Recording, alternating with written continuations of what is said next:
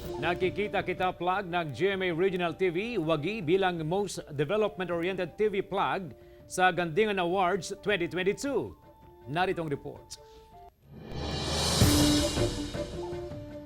Panalo ang pagpupugay plug ng GMA Regional TV bilang Most Development-Oriented TV Plug sa Gandingan Awards 2022. Ang pagpupugay plug ay pinamagatang nakikita kita na layong pasalamatan ang mga frontliner ngayong pandemya. Sa loob ng mahigit 2 taon, simula nang tumama ang pandemya na dulot ng COVID-19, kailan may hindi huminto sa paghahatid ng mga makabuluhang balitang lokal ang GMA Regional TV. Higit lalong nagpursigi, walang sinayang na sandali, naging kaagapay at kasangga sa bawat yugto sa buhay ng ating mga kapuso. Nasaksihan ang sakripisyo at pagtitiis ng bawat isa, lalo na ng mga frontliner na hindi napagod magsilbi sa ating bayan. Hindi nagpadaig sa bagsik ng COVID-19, sama-samang lumaban, higit pang naging matatag at malakas, at nagsilbing kalasag ang bawat aral na dulot ng pandemya.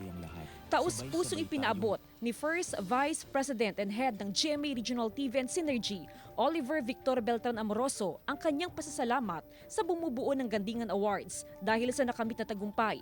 On behalf of your GMA Regional TV and Synergy family, I would like to thank the UP Community Broadcaster Society and the 16th Gandingan Awards 2022 for acknowledging Nakikita Kita as the most development-oriented TV plug.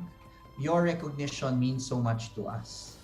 As we face difficulties brought by this pandemic, we see heroism, we see generosity grow in most of us. Daily, your GMA network see frontliners, healthcare workers, just like our journalists and people on the ground, do their very best to serve.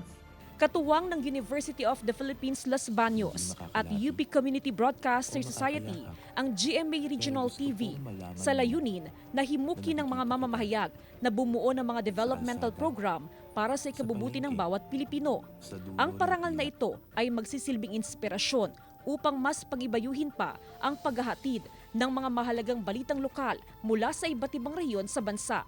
Indeed, nanindigan tayo para sa ating mga karapatang mabuhay, karapatan sa maayos na kalusugan, karapatang maging parte ng pamayanang maayos, matiwasay at may pagpapahalaga sa bawat isa. At sa bawat panindigang ito, kasama ang inyong GMA Regional TV and Synergy na maghahatid ng makabuluhang balitang lokal because #Local News Matters.